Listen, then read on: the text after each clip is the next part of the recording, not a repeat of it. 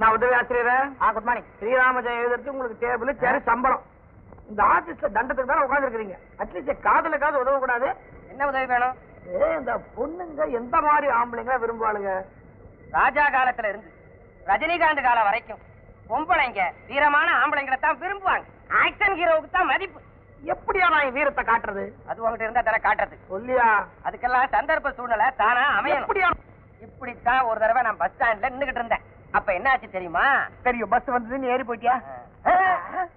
ஒரு அழகான பொண்ணு நின்னுகிட்டு இருந்தா பஸ் ஸ்டாண்ட்ல. அப்ப திடீர்னு ஒரு முரடை வந்து நின்னான். திடீர்னு அந்த முரடை அந்த பொண்ணு மேல கைய வச்சான். அவ்வளவுதான். எனக்கு எங்க இருந்து வீரம் வந்ததுன்னே தெரியும். உனக்கு வீரம் வந்ததே பெருசு. அது எங்க இருந்து வந்தா என்னையா? மேல சொல்லியா? சொல்றதை கேளுங்க சார். வீரம் வந்ததா? அந்த முரடனை அடின்னு அடிச்சு சாத்தி புரட்டி கீழே தள்ளிட்டேன்.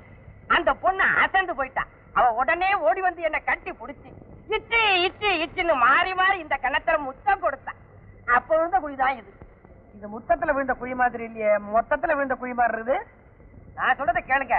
நீங்க வேணா ஒரு முறை ட்ரை பண்ணி பாருங்களேன். அப்படின்ற நடக்கும். போதும். இதுக்கு மேல நீ ஒரு வார்த்தை கூட சொல்ல வேணாம். எனக்கு வீரன் கண்ணா பின்னால் வர ஆரம்பிச்சிருச்சு. ரமாதேவி, எங்கே நீ இருக்கிற? Bus stand.